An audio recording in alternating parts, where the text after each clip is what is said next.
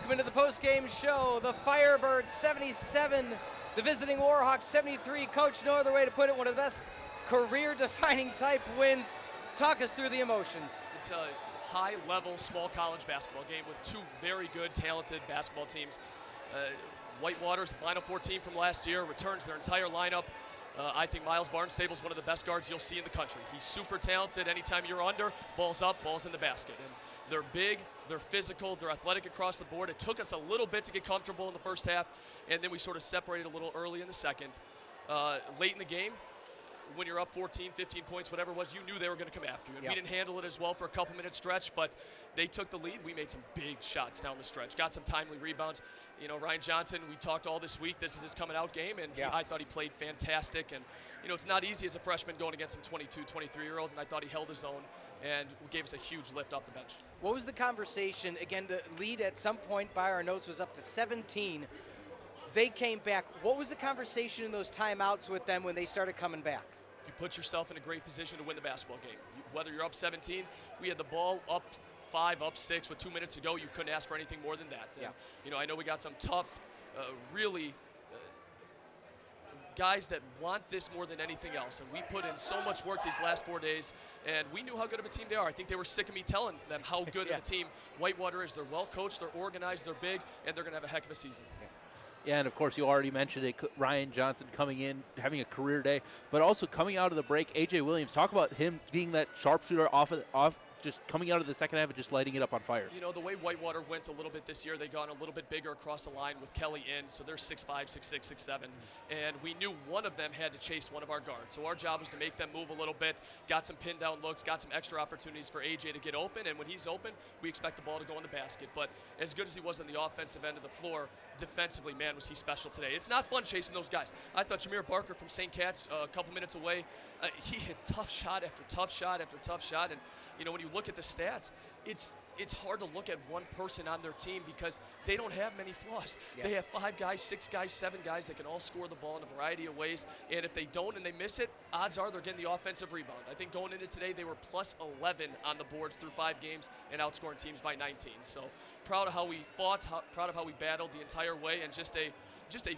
fun atmosphere to be a part of. My good, talk us through that really quickly. What the atmosphere today? You had players storm the court afterward. And what a home it is here at Carthage. It is. This place is special. This place is so fun, and I think that really helped us down the stretch, gave us a little bit of confidence. Obviously, A.J. Johnson hit some big, timely free throws, but it's great to see the student support. It's great to see the school support. We got about 7 or 8 alums from 15, 20 years ago, Final Four team, Final 8 teams that were here today, and really happy that they were here to join us. I had one of them, Jim Abojkowicz, who's the starting center in our Final Four team, said he hasn't been this excited for a game since his Elite 8 game versus Lewis and Clark to go to the Final Four. So it's good to have that kind of support from your community and from your alumni base as well.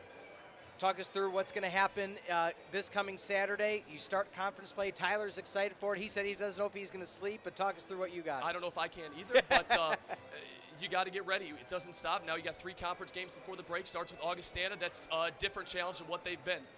Last 2 games, they've played 2 totally contrasting styles. They lost to Whitewater on the road in a 92-79 game, and then they played a home game against Stevens Point at 58-45. So it's been a little bit of the style of how they want to play. They're going to 1-2-2, drop into a 2-3 zone. We handled our 2-3 zone work very well against Anderson, not so much against Marion. So we need 3 good days of prep again to get us focused and prepared for a good Augustana team. Well, Coach, on behalf of Tyler and myself, huge victory. It was great calling the game, and best of luck this weekend. I appreciate that. And last thing I want to give credit, because it was they don't get it as much in the media and the press. Our scout group could not have been better these last 3-4 days. Griffin Dawn, sophomore from Wakanda, got to play Barnstable for a couple days, and what more fun could you have than have the ball in your hands a lot and make plays? Some of the other guys, Travis, Mason, KJ, Ash, did an excellent job. Pat, Nemi, did such a good job preparing us and gave us a look that we expected to see the entire time, and I think that really, really helped us getting in and make us a little bit more comfortable when we got on the floor. Absolutely. Well, Coach, we'll see you in just a few days. Congrats again. Thank you, guys. All right, that was Coach Jarakovic. Could sit here and talk to him all night after that one, Tyler, but my goodness, what a win.